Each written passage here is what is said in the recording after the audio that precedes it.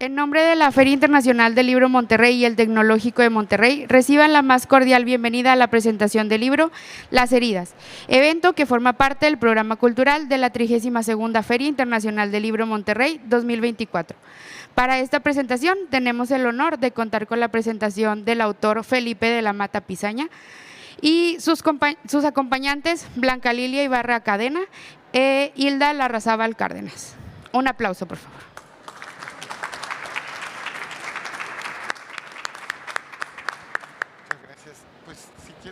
Muchas gracias. Muchas gracias. Muy buenas tardes. Me complace mucho. Me dicen que no se escucha. ¿Se escucha? Si no podemos usar. Utilizamos este entonces. Correcto, muy bien. Muy buenas tardes. Muchas gracias por esta magnífica oportunidad de acompañar al magistrado Felipe de la Mata en la presentación de este libro, Las Heridas. Para mí es una oportunidad espléndida, no solamente a partir del análisis de la lectura que hice, sino también de las participaciones que he tenido para escuchar otras presentaciones muy valiosas de nuestro querido autor. El siglo XX, como ustedes saben, fue un periodo de acontecimientos relevantes para la construcción de este México moderno. Nuestro país vivió el fin de la época porfiriana con la Revolución, la cual dio su mejor fruto con la Constitución de 1917. En el siglo pasado también se vivió un enorme avance en la consolidación de instituciones del Estado mexicano. Además, la apertura democrática a partir de reformas legales se fue construyendo, como la política electoral en 1977, impulsada por la demanda social y materializada por uno de los más importantes estudiosos del liberalismo mexicano, Jesús Reyes Heroles. Esta reforma trascendió hacia el reconocimiento del derecho de acceso a la información pública y la existencia de un sistema normativo institucional que permite su ejercicio. Sin embargo, cuando hablamos de esta transición, en ocasiones lo hacemos en términos muy lineales o muy planos. Olvidamos que detrás de cada derecho reconocido existen personas, ideas y movimientos. Son historias, son padres, son madres, son hijos o seres queridos que en algunos casos pagaron con su vida por el precio de la libertad. Con su sacrificio, lograron que todas y todos nosotros pudiéramos gozar hoy de derechos y libertades. Y precisamente el magistrado Felipe de la Mata nos ofrece en este texto un relato sobre las personas y su relación con esos avances a los que me he referido. El título, Las Heridas, nos transporta a las historias de los protagonistas de los eventos históricos. Destaco el papel relevante de las mujeres en la obra. La descripción de las heridas de cada una de ellas es reveladora porque expone las vivencias, los traumas y las enseñanzas de cada una de las protagonistas de la historia, lo cual refleja también la alta sensibilidad del autor sobre este tema. Haré una breve referencia, si me lo permiten. En primer lugar, considero que Ubalda representa las múltiples violencias que una mujer puede sufrir a lo largo de su vida. Inicia con la violencia económica que sufre al momento de nacer y crecer en un pueblo cercano a Ayotzinapa, Guerrero, marcada por la escasez de oportunidades. Después, la violencia institucional cuando es torturada por su afinidad política al Partido de los Pobres. Y finalmente, las circunstancias que la alejaron de su hija Francisca. Francisca nos aproxima la realidad que viven las niñas, niños y adolescentes que han padecido la ausencia de sus padres o de uno solo de ellos. Las huellas que dejan esas circunstancias, el estigma social que en ocasiones sufren al ser adoptados, así como la falta de procesos de acompañamiento para aquellos casos en que afortunadamente encuentran a sus padres. Me llama la atención también, Alfonso, que señala cómo sufren las mujeres de su familia desde su bisabuela, que queda viuda por el trabajo que desempeñaba, su bisabuelo, que era torero, la huida de su abuela a la Ciudad de México por el alcoholismo de su abuelo y el divorcio de sus padres. Igualmente, tenemos a las mujeres que han desafiado las reglas machistas de la época. Amalia, la tía de Alfonso, que es muy criticada por estudiar, trabajar y viajar, sin tener que casarse o formar una familia. Por la otra tenemos a Ana, quien lamentablemente fallece después de un aborto del que se deja constancia que ella misma decidió practicarlo porque no deseaba ser madre en ese momento. La violencia contra las mujeres es un fenómeno que persiste. De acuerdo a la Red de los Derechos de la Infancia, en México, entre 2021 y 2022, se observó un ascenso en el total de las mujeres de 1 a 17 años registradas como víctimas de violencia familiar, violencia sexual y violencia física en México. Todos los ejemplos anteriores tienen un significado especial dentro de la obra. Las vivencias que son relatadas nos demuestran el largo camino que las mujeres para la conquista de sus derechos y tener techos de cristal, romper techos de cristal para abrir el camino a las que vienen detrás. Estamos a menos de un día de que tome protesta la primera mujer presidenta de nuestro país. De ese tamaño es el avance que se ha logrado, el cual, como ya dije, precisó de la lucha de mujeres valientes y sensibles ante las desventajas históricas que sufrieron. Las heridas también recoge las vivencias de Alfonso, quien representa la lucha entre el machismo de la época y la definición de su propia masculinidad ante la ausencia de su figura materna. Primero encontramos cómo pretende construir su identidad masculina a partir de los indicios que existen de su padre a lo largo de su vida, para después encontrarse de frente con la fantasía del amor romántico y posteriormente madurar para convertirse en un hombre. La ausencia de la figura paterna es un tema que ocupa no solo la vida de Alfonso, también forma parte de la explicación de la historia de su familia.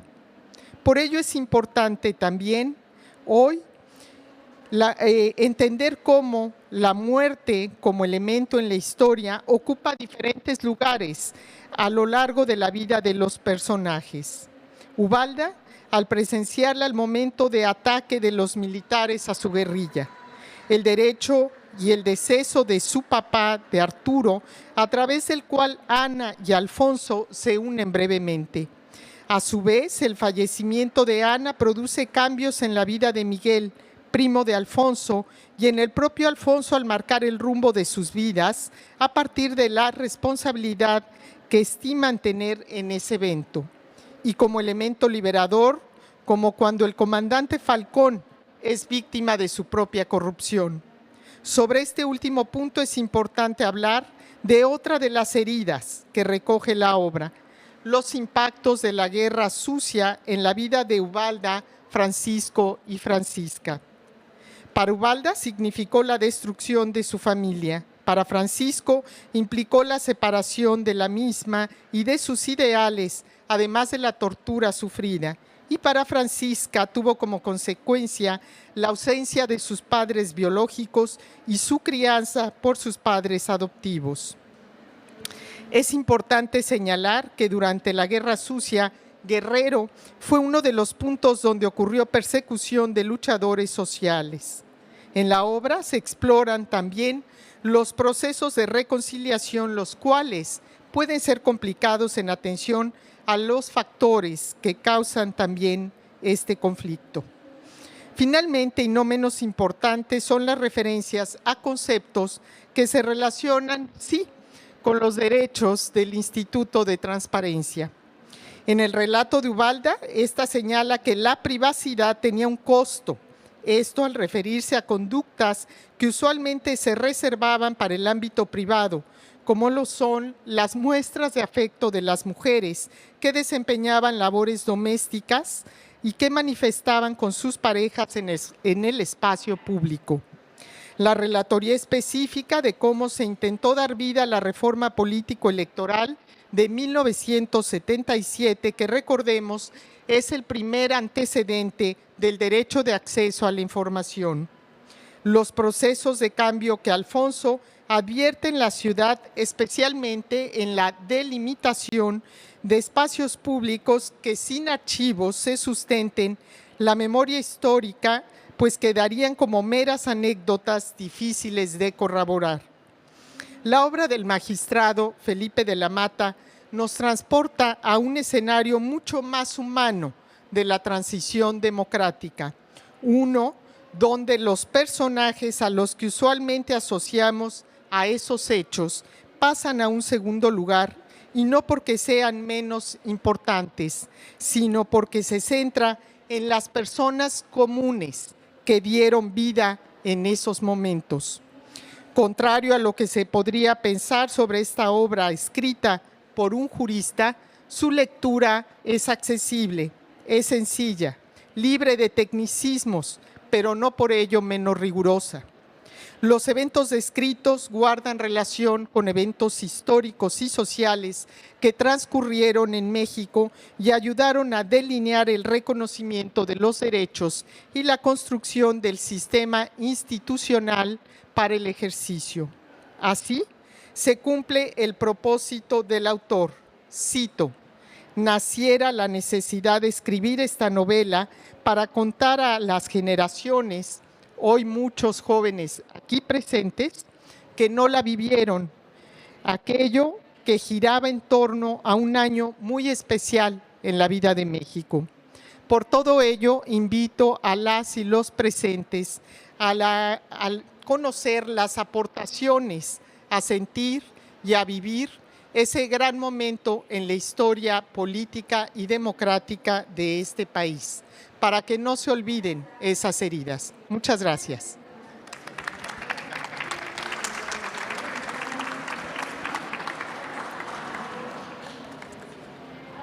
Muchas gracias.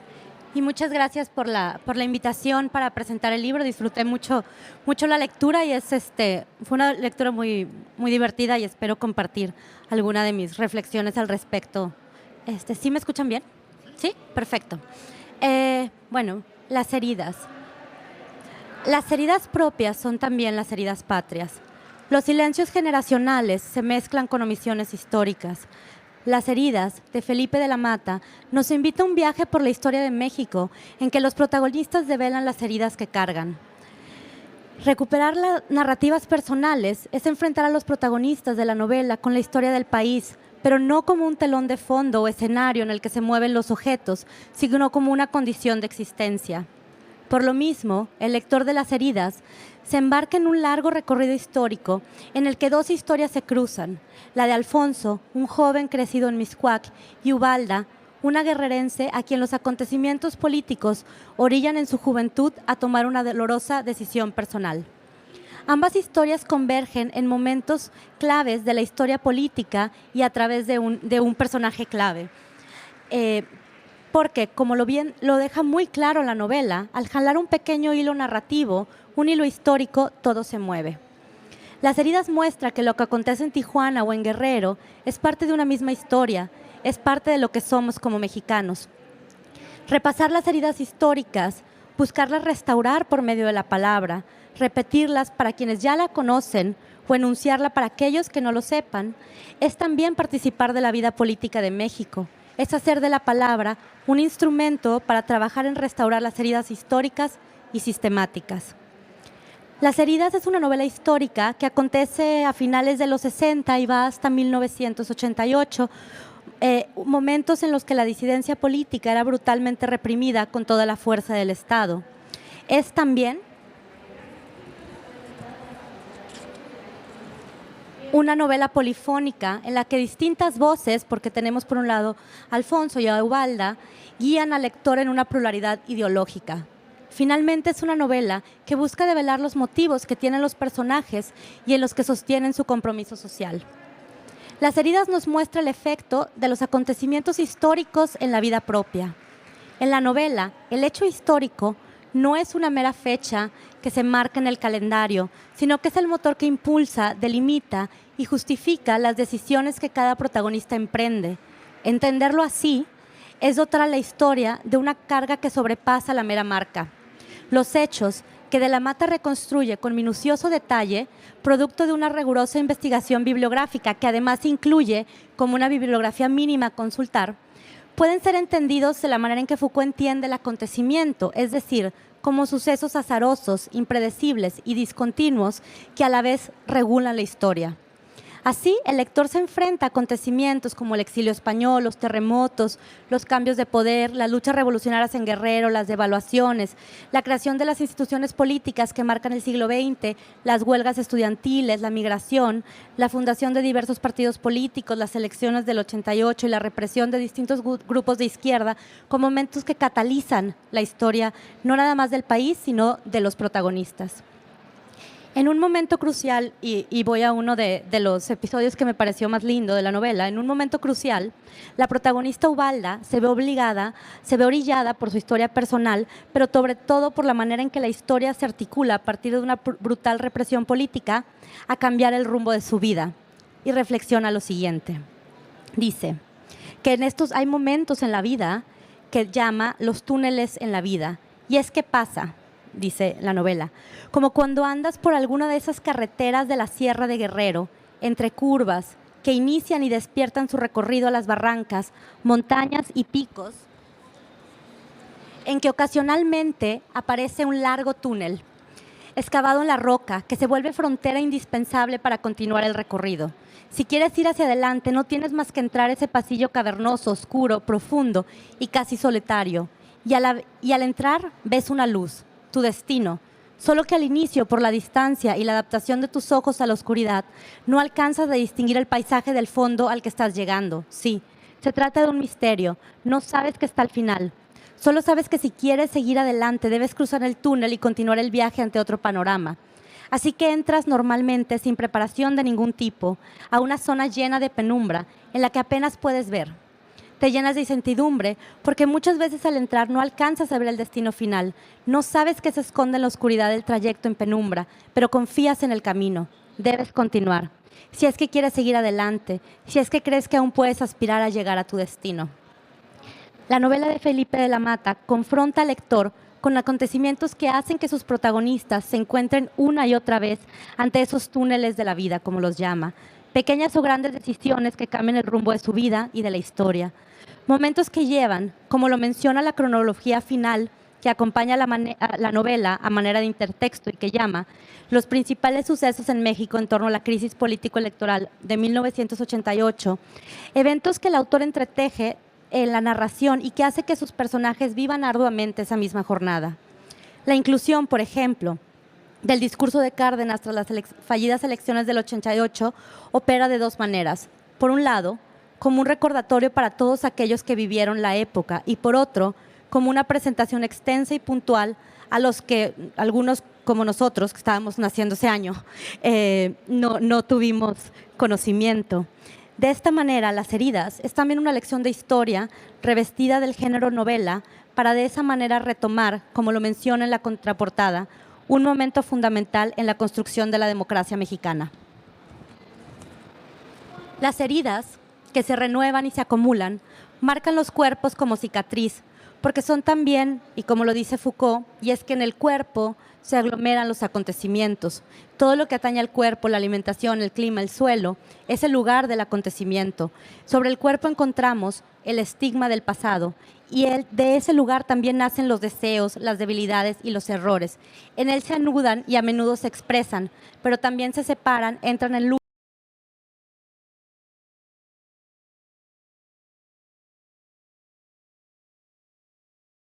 Mientras que el lenguaje los marca y las ideas los disuelve.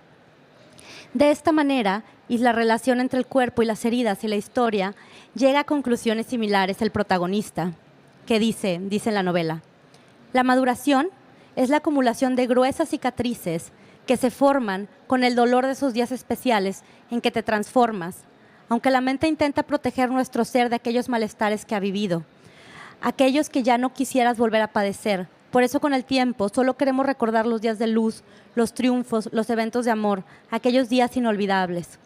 Fin de cita. Las heridas quedan en los cuerpos de quienes fueron reprimidos, de quienes gritaron hasta quedarse sin voz o quienes gritaron para buscar darle voz a los otros, en los cuerpos que fueron torturados y en el que los acontecimientos los alcanzó. Surge entonces la cicatriz, que como la tinta de este mismo libro, nos recuerda que el dolor no debe ser olvidado, pues conforma la historia de lo que uno es o un país también es. Gracias. Muchas gracias.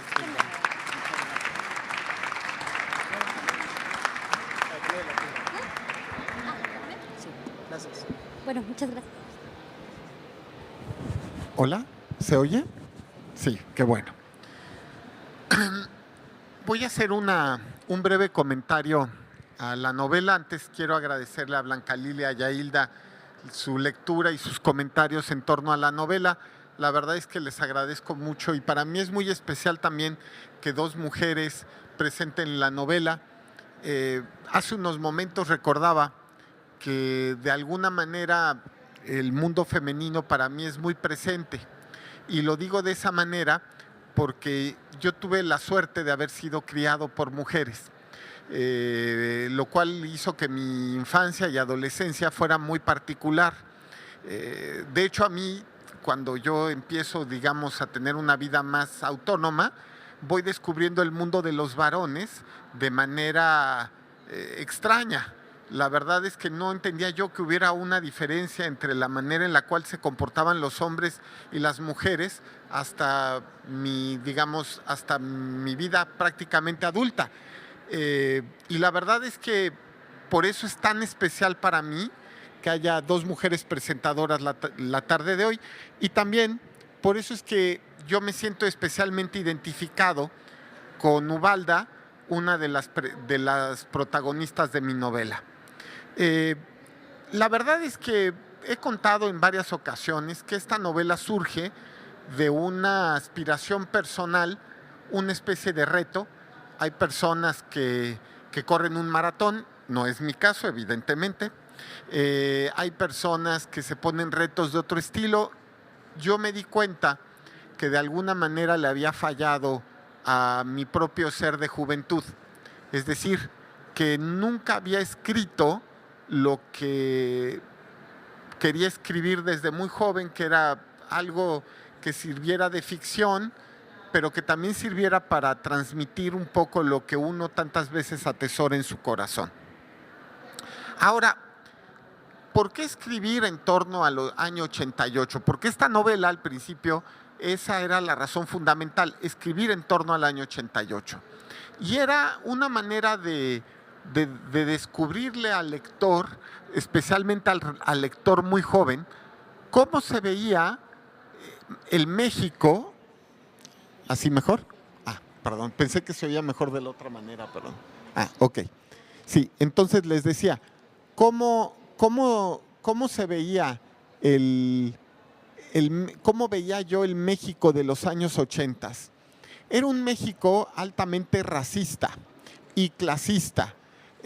Muchas veces decimos que en México estos dos males siguen existiendo y es verdad, pero es porque no recordamos o no tenemos en la mente o no conocimos los años 80 y ya no digamos incluso los anteriores.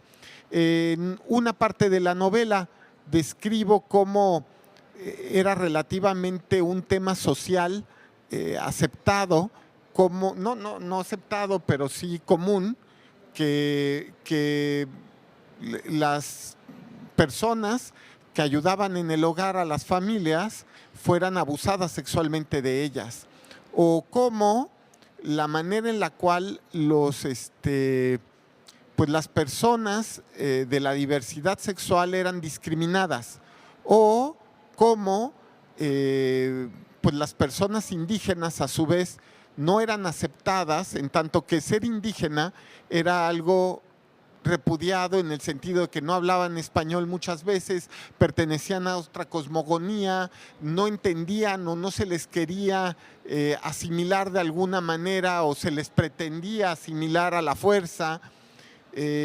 Como el México de los 80s de alguna manera peleaba con sus propios fantasmas y también estaba encerrado en su laberinto, porque era un México que políticamente partía de la existencia de una hegemonía fruto del nacionalismo revolucionario y por lo mismo también una hegemonía no democrática, donde había un gran líder que era el presidente de la República y todo el mundo obedecía al presidente de la República. Y cuando digo todo el mundo es el Congreso, el Poder Judicial, todo el mundo.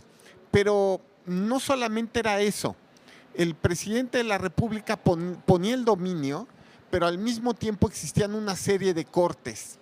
Y en torno a las cortes, por llamarlo de alguna manera, había una serie de funcionarios públicos, de alguna manera cortesanos, que hacían grillas, que hacían comentarios y que trataban de imponerse o afectar la voluntad del presidente de la República.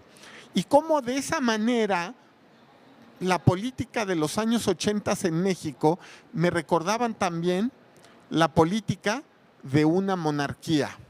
Y sin embargo, este año 88 es el año en el que todo empieza a cambiar.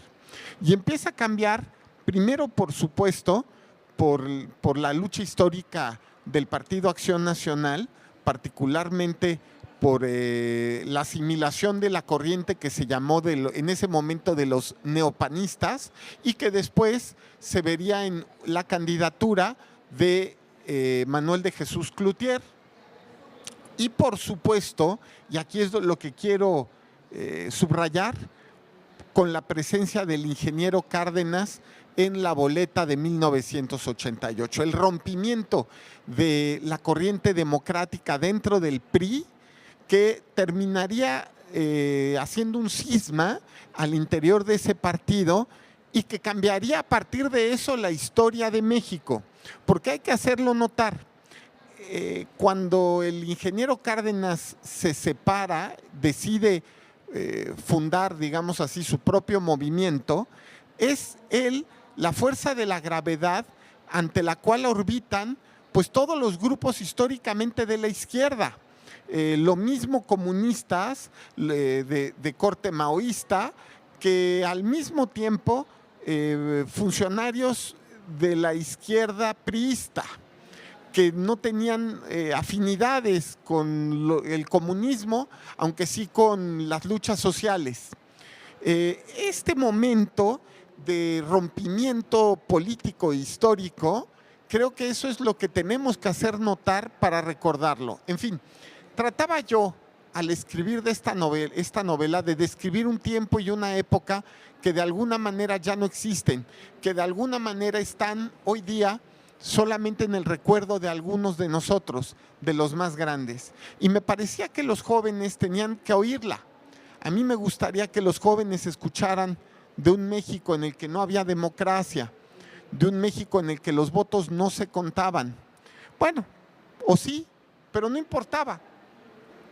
De un México en el cual solo había una voluntad, que era la del presidente de la República. Un México donde no había libertad de expresión, donde la gente opinaba solo si era políticamente conveniente, incluso en las mesas de las familias. Yo me acuerdo la mesa de mi familia, mi abuela regañando a alguno de mis tíos, particularmente por opinar cosas en contra del gobierno de México. Me parece que era una época también en la que me acuerdo, me hartaba ver la televisión el 1 de septiembre porque el presidente de la República hacía una perorata de 4 horas. Y en esa época donde solo había un canal de televisión para niños, que era el Canal 5, por lo menos en Ciudad de México, nos suspendían las caricaturas esa tarde para ver al presidente de la República haciendo una perorata de 3 o 4 horas.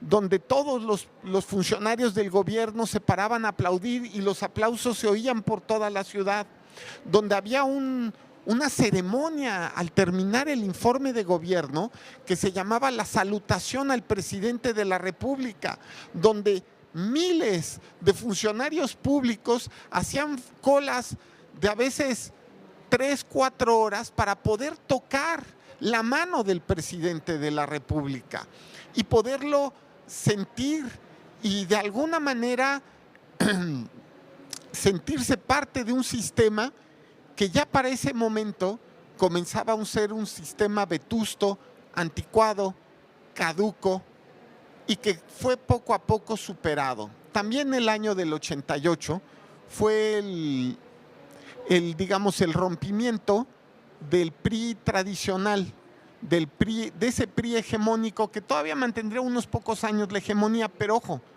es el momento en el cual el PAN histórico encuentra del lado del PRI nuevo, por llamarlo de alguna manera, encuentra oídos para un programa común con el PRI histórico, con el PRI nuevo. Y este nuevo PRI con el PAN construyen un régimen que llevaría a las grandes reformas constitucionales de los años 90. Ojo, no estoy diciendo que todas fueran las reformas políticas, sí serán muy importantes las reformas políticas de los años 90 con la creación del INE y del tribunal, sino también las grandes reformas por ejemplo, del año 94 para que pudiera adaptarse la Constitución al Tratado de Libre Comercio. Y solo podemos entender estas reformas de los años 90, pues justo derivado del rompimiento en el PRI, del cisma que hubo en el PRI y cómo de alguna manera los nuevos priistas encontraron también eco en el PAN para poder reformar el régimen político de la Revolución Mexicana. Mucho se discute hoy día si estamos ante un cambio de régimen, no lo sé, creo que la política es en mucho como la historia, tenemos que dejar pasar algunas décadas para darnos cuenta y sopesar ya sin prejuicios y sin estar demasiado apasionados por el tema. Lo que sí les puedo decir es que yo, al menos en mi vida, he vivido 2 regímenes políticos históricos. El primero, que es el que hace al momento de la hegemonía priista dentro de mi juventud, muy temprana. Después, el de, digamos, el liberalismo o neoliberalismo, como ahora se le llama, que será el régimen del PRI y del PAN como una coalición complicada, pero al final del día coalición no jurídica, sino política. Y finalmente, la pregunta es si estamos ante un nuevo régimen. Nos haremos esas preguntas y las responderemos en unos años. Pero lo que sí quería era tener la oportunidad de explicarle a los chavos y a las chavas cómo existía un México diferente, un México sin libertad de expresión, un México sin democracia y un México donde solo había una voz en materia política, que era la del presidente de la República, para de alguna manera recordar que ese México tenemos que trabajar todos para que nunca jamás vuelva a repetirse. En fin, yo dejaría aquí la presentación. Espero que los que lean la novela encuentren en ella lo que acabo de expresar, que de alguna manera también es, por supuesto, también de alguna manera mi corazón a través de los personajes que en ella se encuentren. Muchas gracias.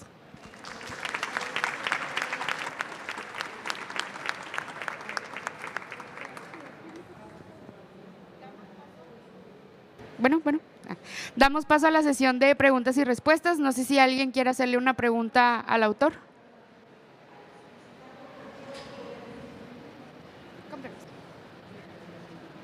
Gracias. Muchas gracias, magistrado. Yo sí le tengo una pregunta. Usted está diciendo que en el 1988 pues, y en los 80 se marca un antes y un después en lo que es México, en la democracia mexicana, y que de ahí viene el libro Las heridas. ¿Cuál cree que van a ser las heridas próximas de lo que mucha gente está diciendo son los cambios que están pasando ahorita en la política mexicana? que están marcando, sí, un antes y un después en esa política. Mire, a ver, la historia de una persona o de una sociedad o de un país, al final del día es la historia de sus heridas. No somos más que cicatrices de las historias y de las heridas que hemos sufrido. Yo le quiero decir que de alguna manera no hay manera de no sufrir. Cuando uno crece, yo me acuerdo de mi adolescencia, también hacerse adulto es doloroso. Y de alguna manera también quise reflejar esos dolores en el libro. Mire, yo no sé, ojalá tuviera una bola de cristal para saber qué heridas vienen y vamos a sufrir como nación. Pero hay algunas que no quisiera que se sufran jamás. La primera es las heridas propias, digamos, de un sistema no democrático.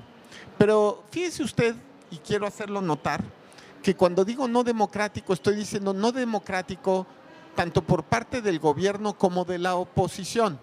Porque la oposición, igual que todos los políticos, ya sean del gobierno o de la oposición, los políticos en general solamente quieren el cumplimiento del Estado de Derecho cuando les conviene. Si no les conviene, inmediatamente detestan el cumplimiento del Estado de Derecho y la Constitución. Entonces, ¿qué esperaría, qué desearía? Quisiera imaginar un México donde se cumpla el derecho, donde se cumpla la Constitución y, por supuesto, uno en el cual haya un sistema liberal democrático que pareciera que con todas sus desfortunas es el único que más o menos ha funcionado de forma razonable, ¿no? Entonces, esa sería la primera cuestión. Y la segunda, que es, y no olvidar, y creo que esto es importante también, nuestra esencia mexicana como una nación pluricultural, donde no es lo mismo para nada el México del centro, que el México del norte, que el México del sur, que el México de las costas. Y es maravilloso que exista esta riqueza pluricultural.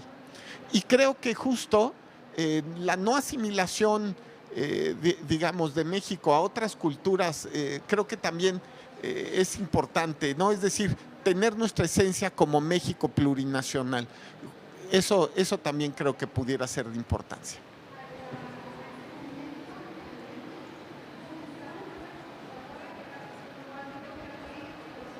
Gracias, doctor. Buenas tardes. Interesante realmente el libro, Las heridas. Ya me ganaron la pregunta que le quería yo hacer, pero la convertí en otra. ¿Cuál sería entonces, ante una posible, perdón lo que voy a decir, así como demagogia actual, pues la cura a estas heridas? Es decir, ¿qué nos deparará en un futuro la transición? Pues lo hemos visto en la historia, y la historia nos ha marcado perfectamente bien que siempre hay que transitar a algo nuevo, y si esto realmente es esa transición para la reparación de las heridas, la cura de las heridas, que nos permita como ciudadanía mejorar. Usted lo dijo claramente ahorita, ¿no? Hay en los propios mexicanos diferencias, y no solo por etnia, religión, raza, creencias, sino por otras cuestiones que desafortunadamente nos hacen no ser tan unidos, a pesar de que ya hemos visto también que las desgracias luego nos unen, ¿no? Pero esa es la pregunta, ¿cuál sería el remedio más o menos en un futuro? Gracias, doctor. Muchas gracias. Siempre que vengo a Monterrey,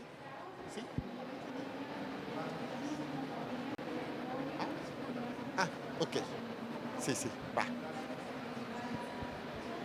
Gracias. Por acá, magistrado. Hola, muy buenas tardes. Preguntarle dos cosas, quizá más en su faceta de escritor que de magistrado. Si nos pudiera compartir qué lo motivó a la portada de su libro, y ahora con ese reto cumplido, ¿qué se avecina como reto personal en su vida, magistrado? Muchas gracias. Muchas gracias. A ver, siempre que vengo a Monterrey, me acuerdo, a mí me gusta la historia, entonces me acuerdo de que pues aquí se libró una de las batallas más importantes de la guerra de intervención gringa, ¿no?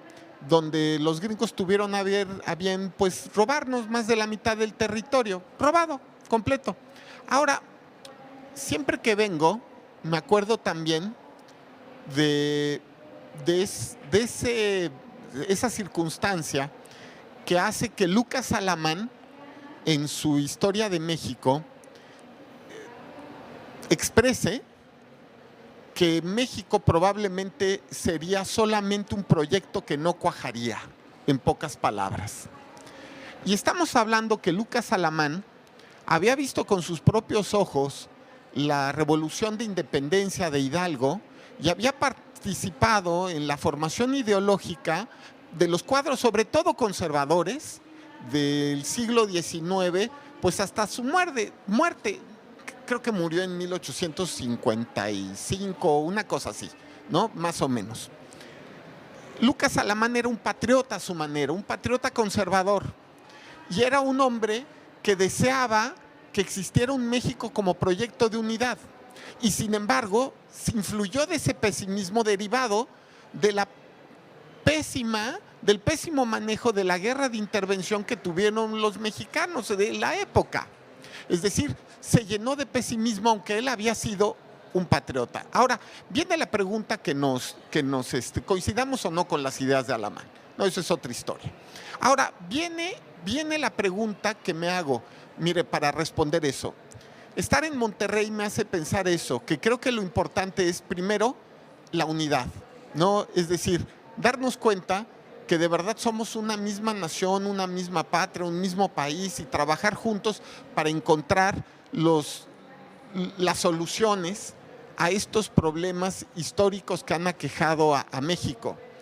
Y darnos cuenta también que a pesar del pesimismo de Alamán, al final del día, México pudo sobrevivir como nación y pudo construirse a sí mismo y pudo inventar una narrativa exitosa, y hoy día lo quiero hacer notar. México es una de las 15 economías más ricas del mundo. Si recuerdo bien, es la 12.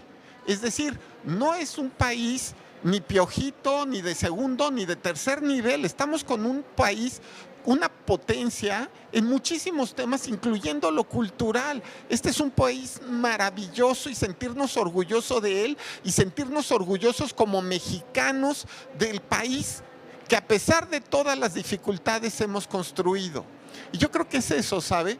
Porque creo que el punto es buscar que siempre encontremos un proyecto común y que sea México. Yo creo que ese es el tema, la unificación. Ahora, yendo hacia la otra pregunta, a ver, tengo la idea que voy a escribir, cada momento me acerco más, a un libro sobre el año 2006.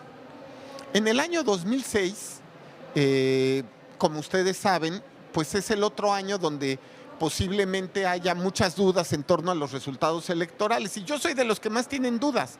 Yo trabajaba ya en el Tribunal Electoral en el año 2006 y yo vi cómo sorprendentemente, y lo pongo entre comillas, la Sala Superior no abrió los paquetes electorales y no hizo el recuento respectivo, con la consecuencia de que nunca sabremos en realidad quién ganó la elección porque no se hizo el recuento.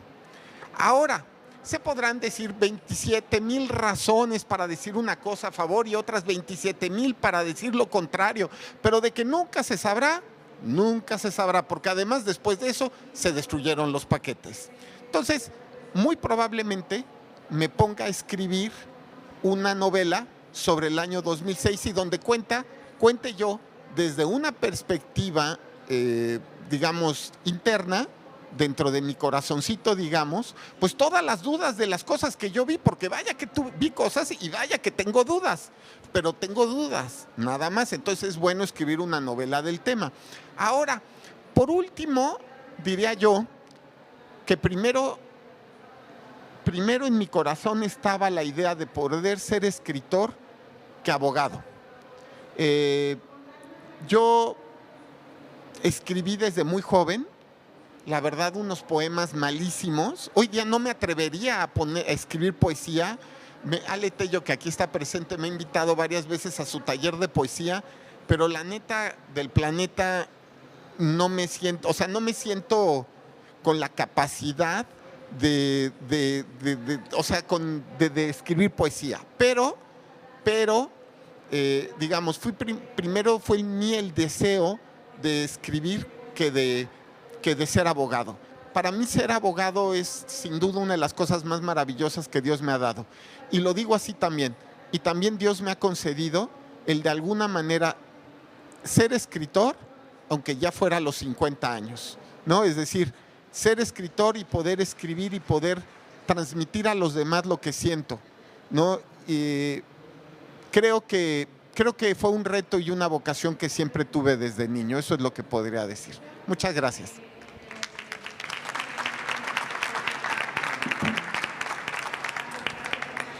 En nombre del Tecnológico de Monterrey, agradecemos a Felipe de la Mata por su valiosa participación. Gracias también a todos los asistentes por su presencia. Los invitamos a continuar disfrutando de los eventos del programa cultural de la Feria Internacional del Libro Monterrey 2024 y les recordamos que terminando este evento tenemos una firma del autor en la mesa de firmas número 1 aquí afuera. Muchas gracias.